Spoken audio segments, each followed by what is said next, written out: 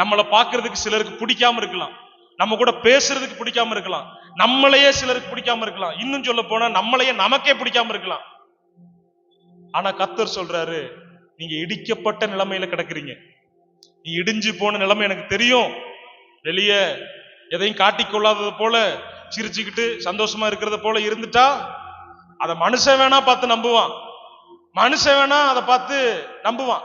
ஓ பரவாயில்ல போல, நல்லாதான் இருக்காங்க போல. ஆனா மனசுக்குள்ள நமக்கு மட்டும்தான் தெரியும் எப்படிலாம் உடைஞ்சு போய், எப்படிலாம் இடிஞ்சு போய், சில அன்பு கிடைக்காம, சில சில காரியங்கள் திருப்தி இல்லாம, சில காரியத்துல நடக்கவே கூடாதுன்னு நினைச்ச காரியங்களாம் நடந்து போய், சீர்குலைஞ்சு போய், செதஞ்சு போய் கிடக்கலாம். ஆனா கர்த்தர் இந்த மாசத்துல சொல்றாரு, நீ என்னை நம்புனா சிறுமைப்பட்டு கிடக்கிறோன்னு இப்ப பாக்குறீங்களே, எப்படி சிறுமைப்பட்டு கிடக்கிறோன்னு பாக்குறீங்களே. நெகேமியா சொல்றாரு, எவ்வளவு சிறுமைப்பட்டு கிடக்கிறோன்னு பாக்குறீங்களே, இதே நிலைமையில இருக்க போறீங்களா? இல்ல உங்க வாழ்க்கை ஸ்திரப்படணும்னு விரும்புறீங்களா? யாருக்குமே நம்ம வாழ்க்கை அப்படி இருக்கணும்னு விரும்ப மாட்டோம், அப்படித்தானே? இப்படியே நான் இருக்கணும், இந்த வியாதியிலே இருக்கணும், இந்த கடன்லயே இருக்கணும் விரும்ப மாட்டோம்.